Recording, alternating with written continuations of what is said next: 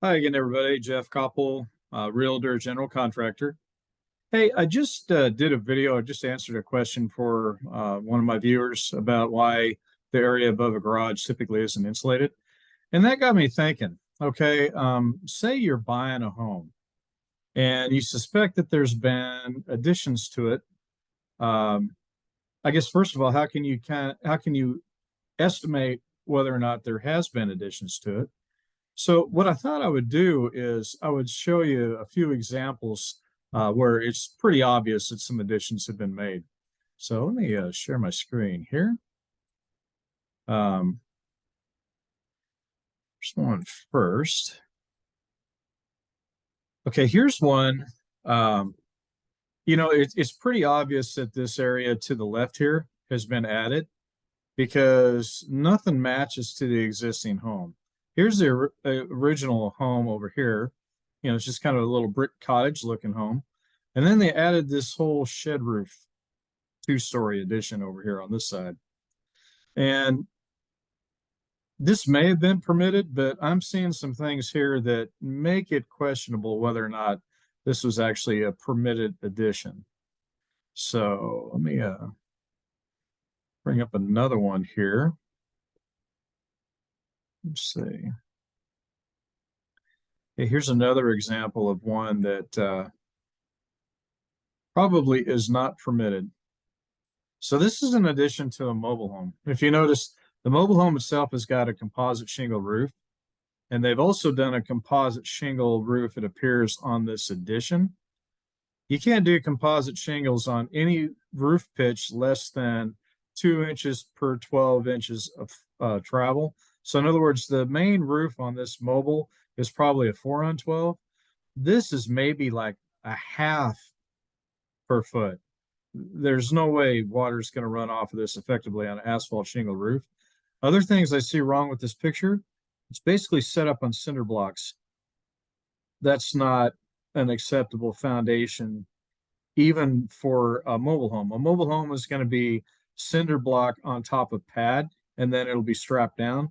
I don't see any strapping anywhere in this picture. Here's another problem here too. Here's French doors.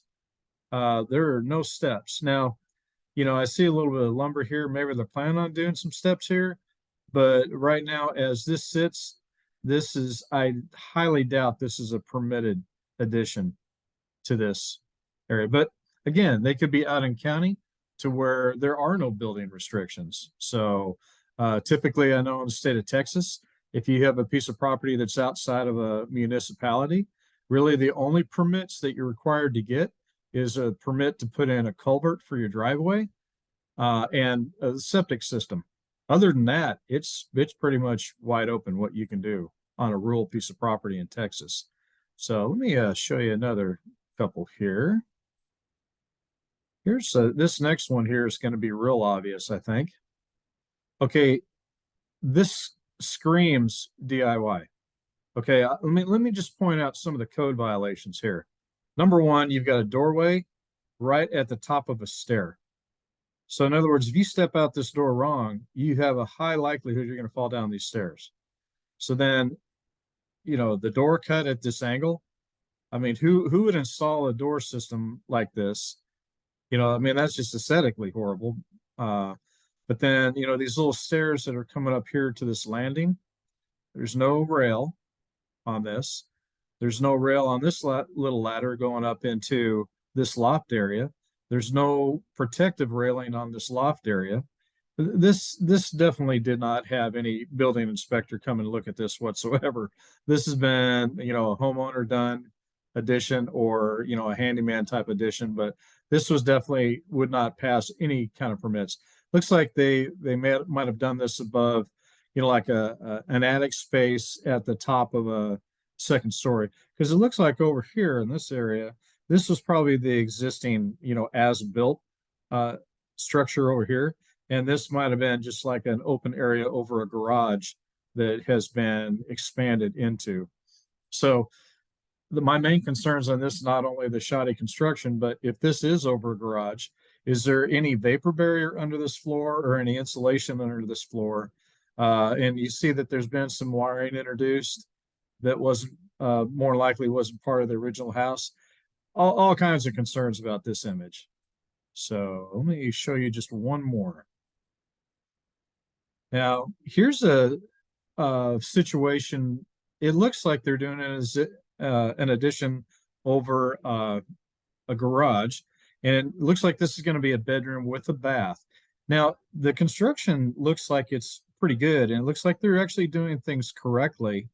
And if I look in the garage here, you can just barely see where they got some drywall leaning up here.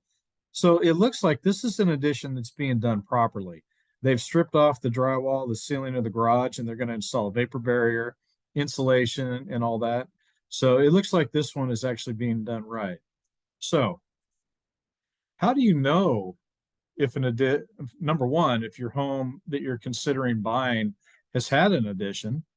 And number two, how do you know that it had permits and everything? Well, the best way to find that out is I can help you go to the city. As your realtor, I can help you go to the city if you're looking at a home that has probably had some additions. I can see if any permits have ever been pulled for that home. At minimum, if it's in a city, it'll have a permit that was taken out when the home was originally built. And it will also have permits that were taken out at the time any additions or major renovations were performed on the home. So that's a really good place to check. And like I said, as a realtor, general contractor, I know what part of the city to contact to get that information for you. So on any house, it's a good idea if something doesn't look quite like it matches the rest of the house, more likely there's been modifications done. And if you have concerns that there may have been some changes to the home since it was originally built, like I said, I can help you look it up with the city that residence resides in, and we can find out exactly what's been done. So hopefully this gives you some information about homes and additions and how to determine if they were done correctly. So anyway, hope you enjoyed the content of this video. And again, always looking for video ideas.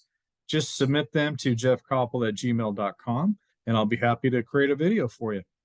Thanks again for watching, and see you on the next one.